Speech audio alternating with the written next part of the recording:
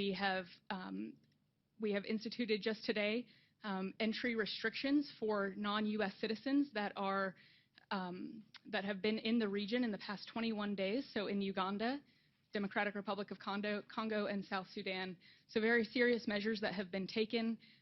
We are working to communicate very frequently with everyone. Your question was, should Americans be worried?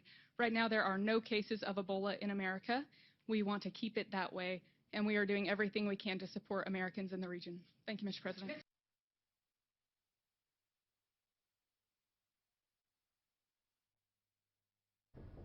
Still on Ebola, the Ministry of Health has intensified efforts to create awareness and prevent the spread of the disease following the confirmation of two Ebola cases in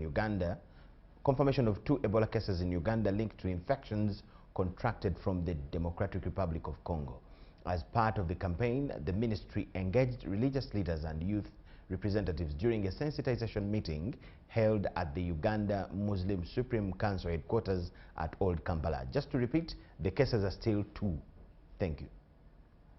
Comes shortly after government announced the postponement of Martyrs' Day celebrations at Namugongo as part of efforts to limit large gatherings and restrict the movement of people from outside Uganda in order to control the spread of Ebola.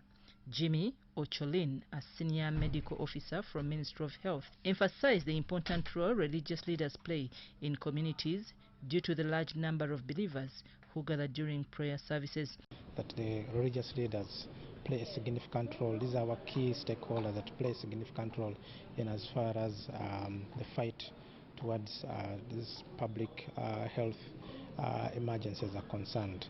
And we've learned from the most recent EVD outbreaks in Bale and in the Mubende recently, where we engaged, where the religious leaders really played a significant role in mobilizing communities. The ministry noted that religious leaders can help educate their followers on Ebola prevention measures, including regular hand washing, avoiding physical contact with suspected victims, and reporting symptoms early to health authorities. Let us be very careful as we engage, interact with people out there. Let us try as much as we can to always wash our hands, sanitize for those that can, wash our hands with soap and water, try as much as you can to social distance, especially in congested areas. Speaking during the meeting, several religious leaders welcomed the initiative and pledged to use their platforms to spread awareness messages to their congregations. If you see any sign, please seek medical attention. Follow the standard operating procedures. Wash hands every day. Don't shake hands. Always distance yourselves where there is danger. Follow the directives of Ministry of Health and avoid overcrowded places so that we can keep safe. We want a healthy life and healthy people. Because now, as young people and as people in the faith sector, we play a vital role in disseminating information about prevention. If it's malaria, TB, HIV, the church plays a crucial role because we convene different congregants and we convene. So our words really build faith, and that means as religious leaders, when we speak to the citizens, the residents who come to convene in our different churches, it's something that builds faith in them, and they take action against such issues. Religious leaders were also urged to strictly observe precautionary measures during masses, Juma prayers, and other religious gatherings to help minimize the risk of transmission.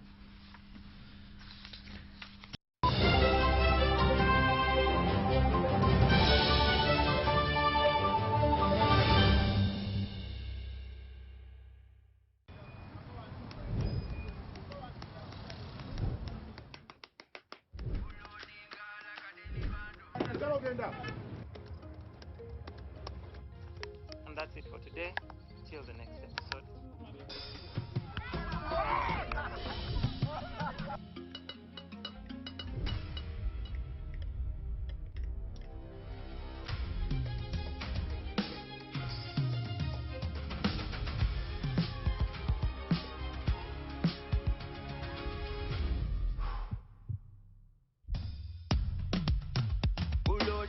Like a daily bando, like a daily bando, like a daily bando. Omuliro nguwulira mu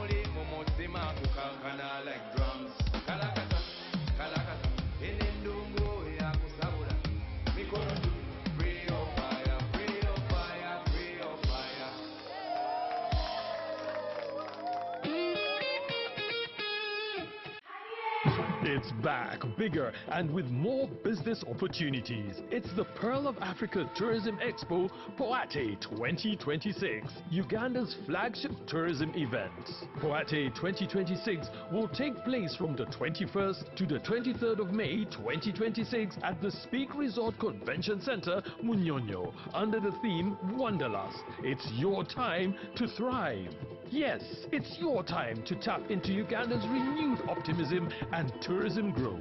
Tourism stakeholders, travel trade partners, and tourism enthusiasts will be part of the Poate 2026. Come and network with like-minded people and unlock new business opportunities. To participate, register at www.poate.co.ug. Poate 2026 is brought to you by Uganda Tourism Board and partners. It's our mission to secure your money. Protecting your money is as important as earning it. It is for this reason that the Deposit Protection Fund of Uganda, DPF, was established by the government of Uganda to provide deposit protection to customers of regulated financial institutions. In the unlikely event that your commercial bank, credit institution or microfinance deposit-taking institution fails, the DPF will pay you up to 10 million Uganda shillings. Keep your personal information such as national identification number, mobile phone or an alternative bank account updated with your banker. Terms and conditions apply. For more information, contact DPF at Aha Towers, Plot 7 Lodell Road, Kampala. Call 0312-206 400 or visit our website at www.dpf.or.ug.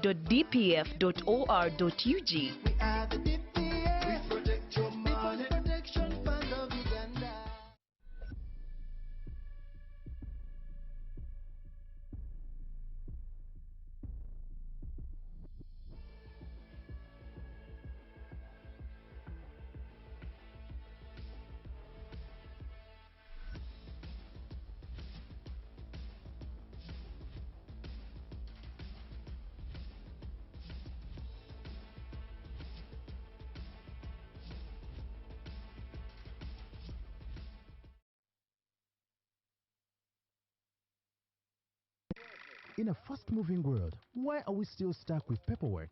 Signing here, stamping there, moving from office to office. It's exhausting. Now, there's a better way. With UG Pass, you can securely prove your identity, sign documents, and access government services anytime, anywhere. No delays, no stress. Everything is instant, safe, secure, and government-backed. UG Pass, your identity secured. Available in the Apple App Store and Google Play Store. UG Pass is a product of Nita Uganda. So, Micheal. Yes, Daddy. You know the children are going back to school and things are a bit tight. Huh? For now, why don't you take half of the fees to junior school, and for the school van contribution, we shall pay later. Huh? Daddy, why don't we pay using MTN Momo, where we stand a chance of winning school fees for a whole year and more? By the way, you can also apply for a school fees loan, and also participating schools can win a school van. That's right! Win school fees for a whole year and more. Get Momo goodies and a school van for participating schools. You can also apply for a school fees loan. Simply dial *165*80# or use the Momo app.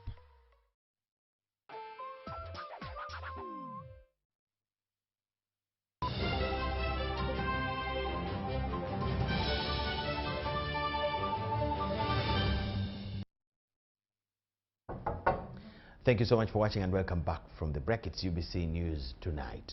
Moving on, a delegation of kings and traditional rulers from different African countries has arrived in Uganda ahead of the 8th Aido Pan-African Summit.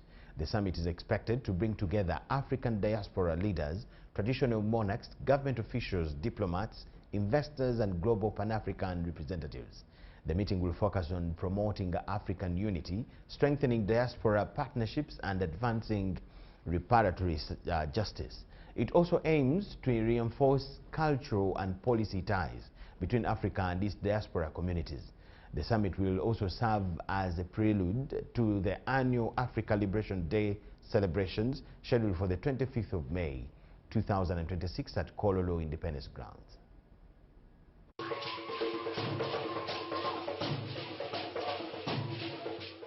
Today, as Buganda Kingdom and the rest of the kingdoms in Uganda, we join together to welcome the organization that connects all cultural leaders in the world, and it is called Aido International. And we have in our midst a leader who is in our midst, His Highness Egande, and he's going to be with us, with all the rest of the dignitaries you see here, and more are coming. What we have is a week-long activity, activities that will celebrate this year in a very unique way, starting from tomorrow, where we're having the inter-university symposium, which is going to be led by very dignified academicians and scholars from the Caribbeans. Then on 23rd, we are going to combine all the cultural leaders you see here, and those are within the country, and those will be joining us to celebrate this day in what we call the Royal Summit, which will also culminate into what is called the Royal Gala and the Pan-African Impact Awards. All these are going to be at Munyonyo, but the symposium will be at Makerere University. Now, in that Royal Summit, we shall talk about what we forgot. The reality of who owns this continent are the cultural leaders. And that is why today we are celebrating them under Aido International, Network International. So in that Royal Summit, we shall recognize those royal establishments that have done much. On behalf of Aido Network International and our partners, the Pan-African movement, not just in Uganda but globally, we are here to firstly invite all of you to the Aido 8th Convention. This is a Pan-African convention that believes in the solidarity and the unity of Africans on the continent and those whom are out of the continent in the diaspora. So it's a global network bringing all the children of Africa together, because we know that when we stand together, we shift things and we achieve better. We as Africans, we have to cherish the spirit of Ubuntu, that is humanity, which we must really uphold as Africans, because we must exist and make sure that we carry forward that spirit.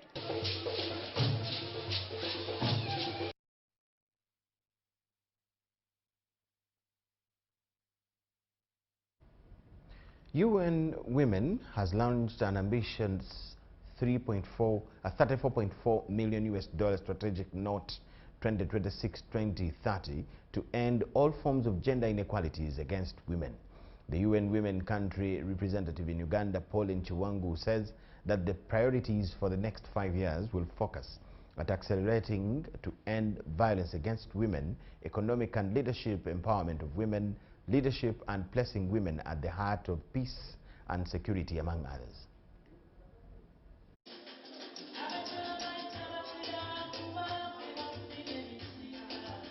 At the launch of the $34.4 million strategic note 2026-2030 in Kampala on Wednesday, UN Women Country Representative in Uganda, Pauline Chiwangu, outlined several priorities aimed at ending all forms of inequalities against women.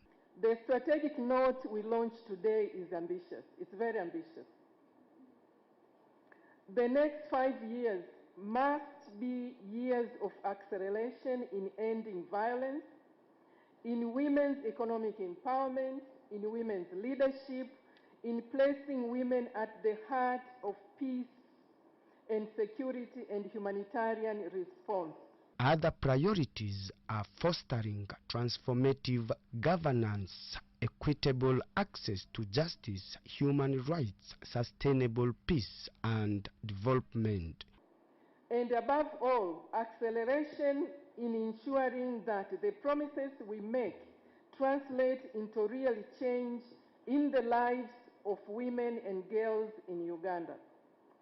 So, as UN Women, we reaffirm our commitment to being a trusted partner, a strong advocate and a catalyst for collective action for gender equality and women's empowerment.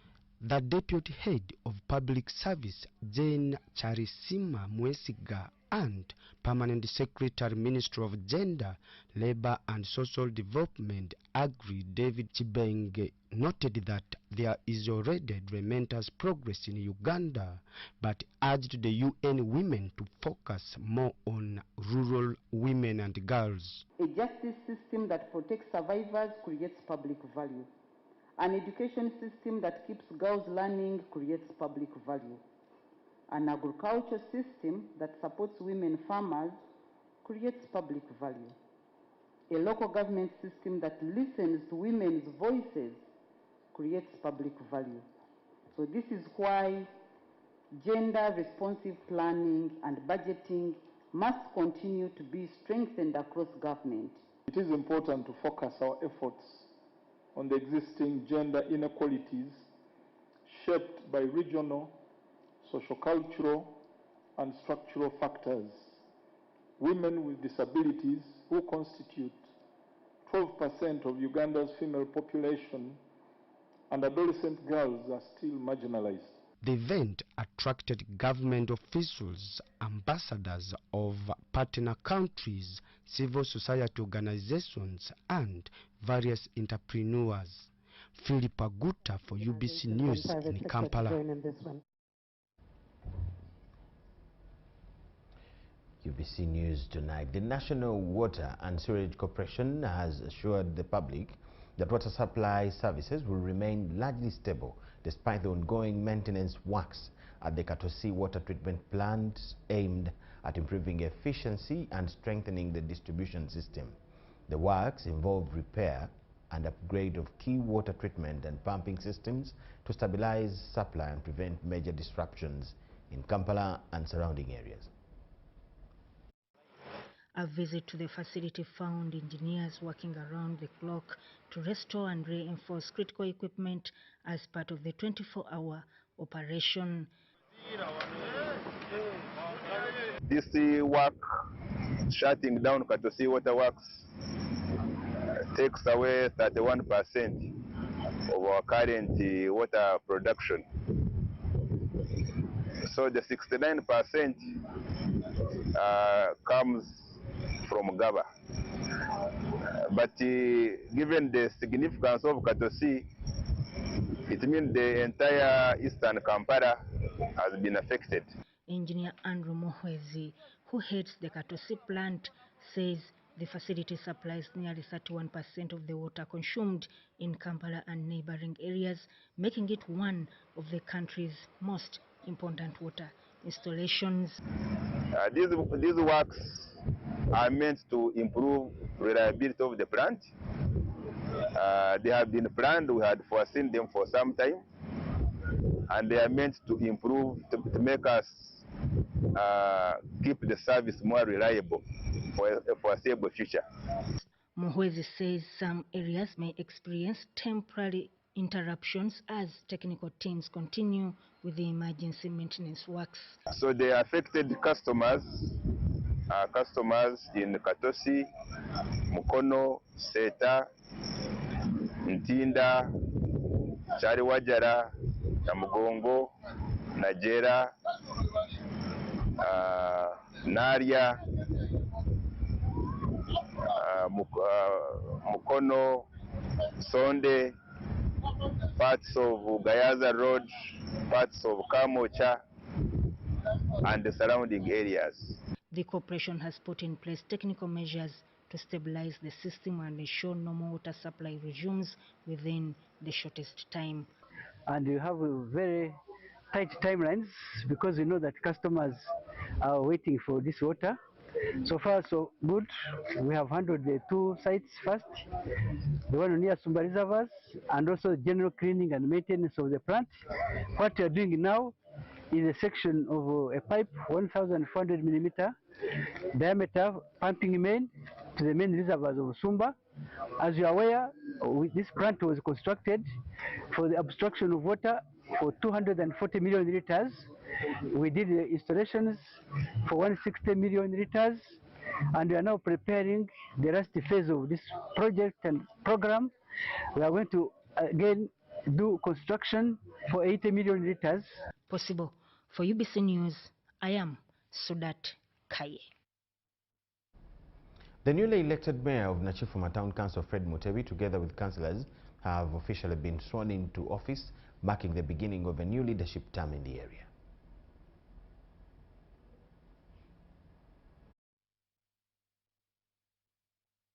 I, Nakarembe Winililian, swear in the name of the Almighty God, Solomon Lee Afam, Nantale Ruthi Nalongo, swear in the name of the Almighty God that I will give faithful service to this council. Mutebi Freddy Mutebu, swear in the name of the Almighty God, Solomon affirm that I shall faithfully exercise the function of the LCC chairperson. Mwanguzi William, swear in the name of Almighty God that I will be faithful and bear true allegiance to the Republic of Uganda, and that I will preserve, protect and defend the Constitution. I've ready to take in my swearing. I'm the Nachifuma Nagara Council Mayor, so that the next is to give service to people, the people of Nachifuma Nagara Council. Corruption is out. Swear and the name of Almighty. We thank you so much for watching. Councillors in Nachifuma, they are taking their oaths. We thank you so much for watching. Let's take a short break.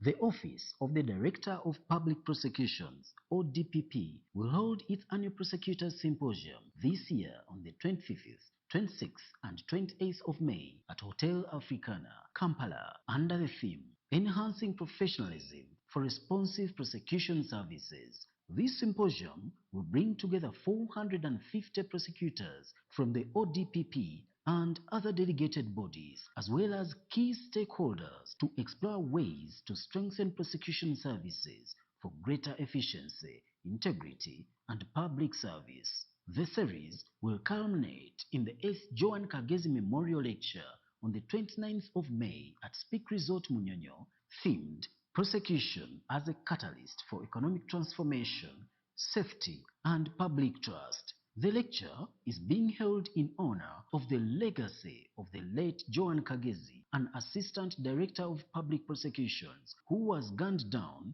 in the line of duty. This venerated lecture will be graced by His Excellency General Yoweri Kaguta Museveni as the chief guest, underscoring the critical role of prosecution in national development. Please note that all prosecutors will be out of office on the aforementioned dates. The events are organized by the Government of Uganda, the Kingdom of the Netherlands, the United Nations Office on Drugs and Crime, the International Development Law Organization, International Justice Mission, Redeem International, and the Human Trafficking Institute. Are you looking for a home away from home? Then this is the place for you. My name is Chini Kaji, and welcome to Hotel Le Confidential. With 84 comfortable rooms where you can relax and feel safe. Each room has a lovely view of green vegetation, Wi-Fi, air conditioning, and a tasty breakfast. Children can have fun at our kids water park and our kids play area. You can also enjoy our world-class health club, spa, sauna, gym, boutique, and sky blue swimming pool. Thank you for choosing Hotel Le Confidential, where every stay is unforgettable. Come and stay in comfort, right at home, today, tomorrow, and always.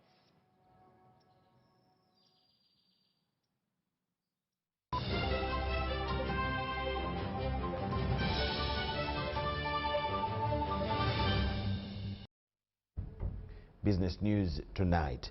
Lakeside Dairies, producers of dairy top products, has introduced a 100-gram yogurt cup targeting young and school-going children who may not afford larger packs. Lakeside Dairies has commissioned a new 100-gram dairy top yogurt cup as part of efforts to make processed milk products affordable and accessible to more consumers. The company has been producing yogurt in similar quantities using sachets, but increasing customer demand for cup packaging prompted the introduction of the new product. We are having various types of sizes. We range from 400 grams, we have 250, we have 200, we have 100. So that variation of sizes, it was done in order that everyone can be able to afford to buy or to drink yogurt. Because if one fails to obtain money for a 400 sacket, he or she cannot fail to obtain money for a 100-gram sacket. So that one means that everyone, with regard to one's income, everyone is able to take yogurt. Sydney Mark Wamala, the quality assurance manager at Lakeside Dairy, says the yogurt cup will retail at 600 shillings, making it affordable for school-going children and low-income families. So in the same variety that everyone is able to take milk, not only the rich, but also the low-income personnel can still take milk. Wamala says the product will help improve children's immunity and contribute to the fight against malnutrition and stunting. So the benefits that one can get, for example, children, because they are of a low immunity, so the yogurt, for example, it can help in the boosting of the immunity of the child, help in the boosting of the brain of the child, help in the boosting of the health of the child, with regard to the bones and with regard to the total nutrients within the body. He adds that the yogurt cups are already available at distribution points in Katete, Isenjiro, Koranolia, Sanga, Liantonde and mile 4 along the Mbarara Bushenyi Road at the same factory price. So it's a booster in the health of a child and also for a person who's older than. So it tastes for everyone, either young or old. So it's a booster. It's a good booster of health in general. For UBC News, I am Sudat Kai.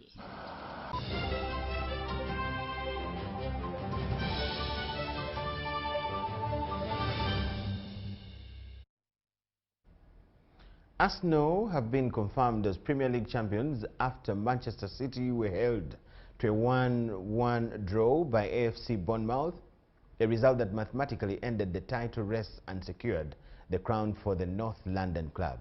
Although Arsenal still have one league fixture remaining over the weekend, the outcome is now a formality with the points gap beyond reach.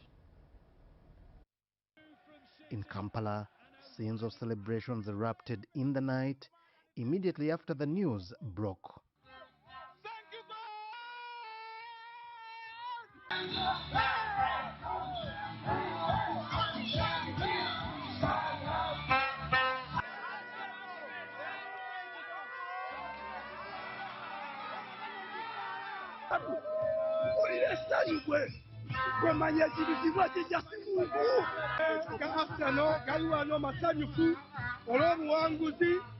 ya myaka 2 mwegi okuva twasiba kiwangula 2-3-4 nsanyuse nnyo kuba tubonyebonye ne ttiimu yaffe Arsenal yaffe naye leero Allah atujjukidde ne twagula ku kikopo. Downtown streets filled with jubilations, supporters waving Arsenal colors, singing and chanting.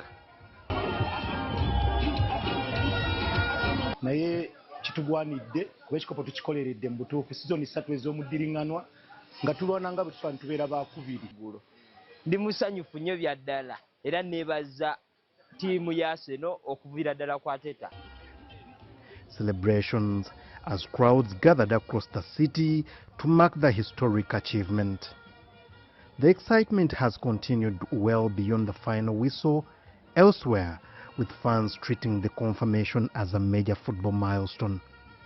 Across the world, Arsenal supporters are celebrating a long-awaited Premier League triumph, sealed not on the final match day, but through a decisive result elsewhere that ended the title race early.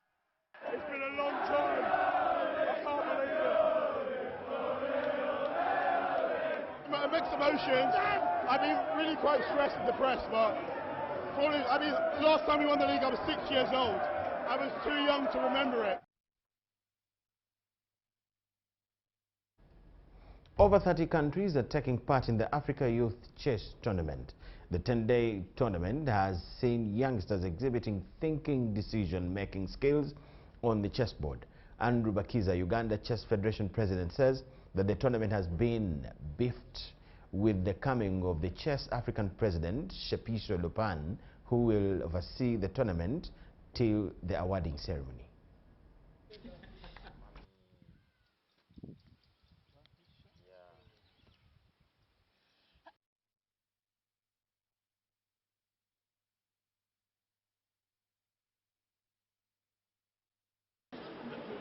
Yeah, but you know, these are cases which are not even way, more than 300 kilometers away.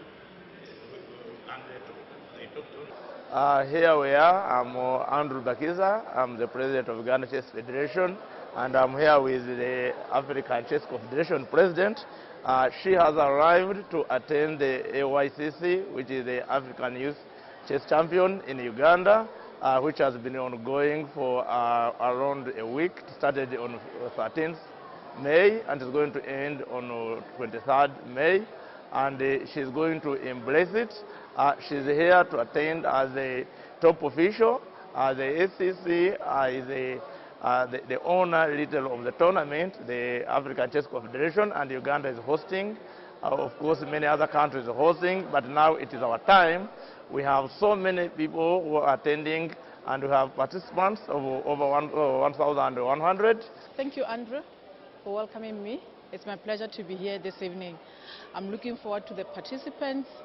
I'm seeing on social media that it's a well-organized event, and congratulations for that together with your team. Thank you. I'm really impressed. My name is Priyanshu Dinodia. I am from Zambia, from Lusaka, Zambia. So this tournament has been going very well for me. We've played 7 rounds up to now, and I've won 5 games and drawn 2. My name is Isaac Mogera, and for those who have been following us, we are still at Botanico in Entebbe at the Africa Youth Chess Championship. Today is day 6 of the tournament, and we have so far covered 7 rounds, where I've managed to pick 4 major wins against people from different countries, and this has been a very good experience. Prince Bianca Gongona. I'm 9 years old, and I'm currently here in the Imperial Botanical Hotel in Entebbe, Uganda. I'm here for the AYCC, African Youth Chess Championship. I'm representing Kenya by the Chess Kenya Federation. Currently the competition has been really stiff because everybody's putting in their best game. My name is Triya Nestafa. I'm on Team Uganda, and we have been here participating in these games, and so far I've played 7 rounds, where I have won 3 rounds. Along the way, I have met a Botswana, or a person from Botswana, who put up some good challenge. Being the youth tournament, it is categorized in different ages, where players play according to age category. And so far, this is the 5th day, and it has been very successful. We have over 1,300 players, and we also thank the National Council of Sports and every entity that has played a great role in the success of this event. Honestly, at the start I didn't know to be like this, but I feel more confident now. And at the start, everything. From the chess tournament, we come to the end of all we had for you tonight, and this ends all we had for you as Newsroom. Why? We have behind the headlines at 10 p.m, it being Wednesday, and of course they must be having a lot to discuss as you can see what is happening in the week. My name is Micheal Jordan Lukomwa with Elizabeth Nakakuni and the whole team. We wish you the best of the night. Bye-bye.